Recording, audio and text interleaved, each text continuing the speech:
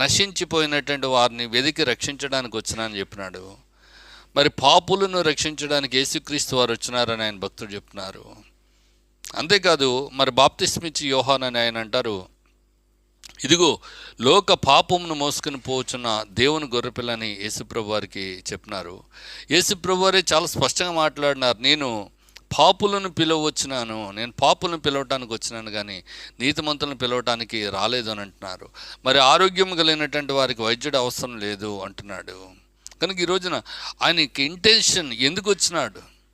సర్వ మానవ పాప పరిహారార్థమై మరి మానవులందరి కొరకు కూడా బలవటానికి వచ్చినటువంటి వారికి ఉన్నారు. యెషయా గ్రంథం 53వ అధ్యాయంలో మనము ఈ యొక్క మాటలు మనం చూస్తుంటాం. మనమందరం కూడా మన ఇష్టానుసారంగా మన సొంత దారిలో మనమందరం వెళ్ళిపోయినప్పుడు మనందరి దోషమును ఆయన యేసుక్రీస్తు వారి మీద మోపబడింది అంటూ